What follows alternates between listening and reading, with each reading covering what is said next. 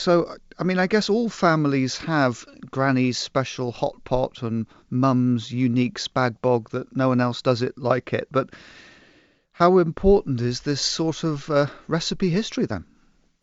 Well, I think it's really important. And actually, what we've found through some research is that actually only about 50% of families think about a recipe as something that's been handed down to them. So there's not that many people who feel that they have a recipe that's been passed down. And there's a big number of people who wish they did. And what we're trying to look at is getting people to look at their recipes that they create most often and think, actually, do you know what? I'm going to tweak that. I'm going to make it perfect. And I'm going to make that my family recipe. And I want to pass that down. And I think there's something really special about cooking something that a generation before you has loved to cook. And if you need to be that first generation, go for it. Make yourself a recipe and run with it and make it special to you.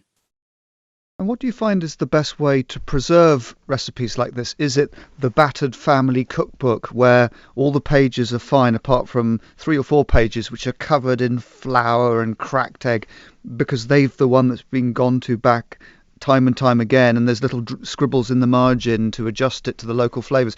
Is that the best way to pass on recipes, or is it all word of mouth? Well, I think I'm a real paper and pen kind of girl. So I really like a scribbled recipe in the back of a cookbook.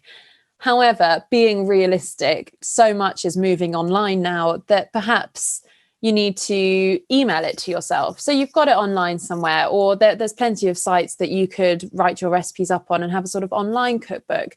But I think there's something so special about a handwritten recipe. And, the recipe itself is special. But then also to hold something that's written in, I don't know, your mum, your dad, your grandma's handwriting, and then to cook from that is a whole other level of nostalgia and enjoyment when it comes to cooking your family recipes.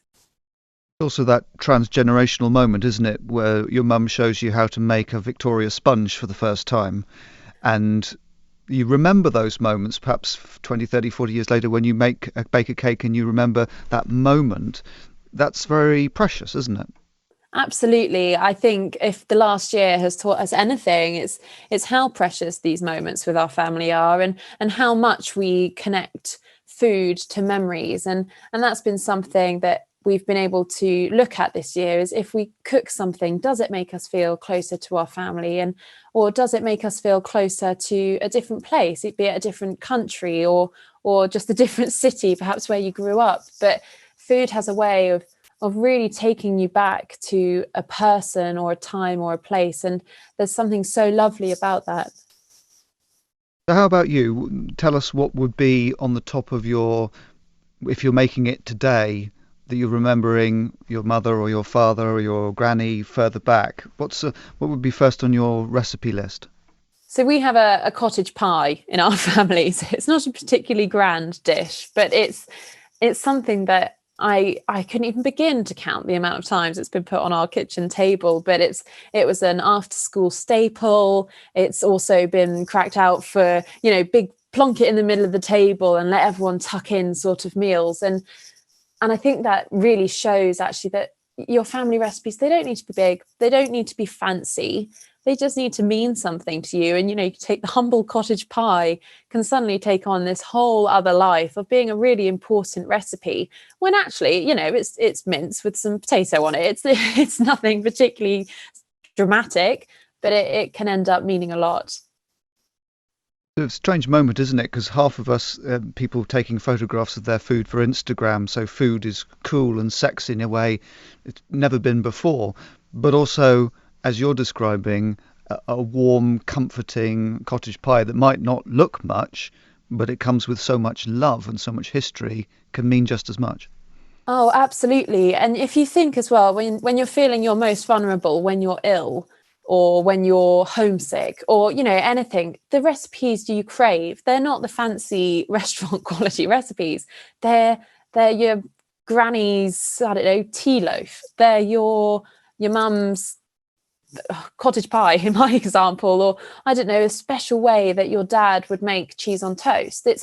it's those things that you end up craving, and it's those things that you have a connection to. And I think that's such a big part of the family recipes, is maybe even more so than they taste, it's where they take us to in our minds.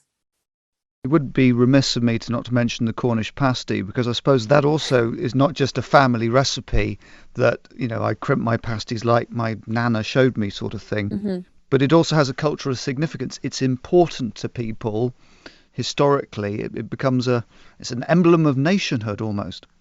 Absolutely. And actually, Onken did some interesting research into this, and lots of people really felt connected to their culture and their heritage through food. And the Cornish pasty is a perfect example of that. And actually, another perfect example of something that people are or can be quite defensive of. And I actually don't see anything wrong with that. I think there's something brilliant about getting defensive about something that's actually really quite humble. It's a pastry wrapped handheld snack in the end of the day, but it's so important to people and it means so much to people.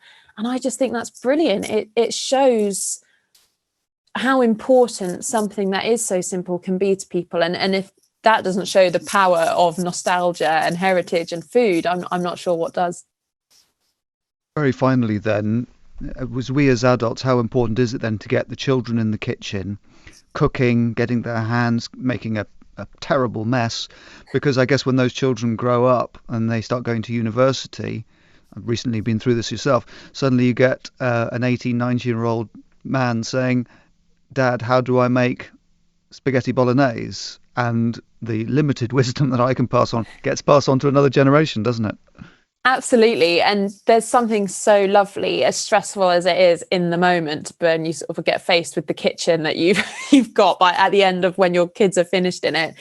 But there's something so lovely about that. And not only, obviously, is it a really important life skill to be able to make yourself a delicious, wholesome meal, it's just a really lovely thing to do. And they're the things you remember. You will remember making a mess in the kitchen as a kid. You might not remember when you're little what it was you were making, but you will start to connect how fun it was to be in the kitchen with your mum, dad, grandma, auntie, uncle, whoever, how fun it was to be there and to be cooking. And that all adds to that precious weight that you get with a family recipe of everything that comes with it that isn't just the meal itself. Pippa, our time is coming to an end, so that's perfect for me. Thank you ever so much from Cornwall.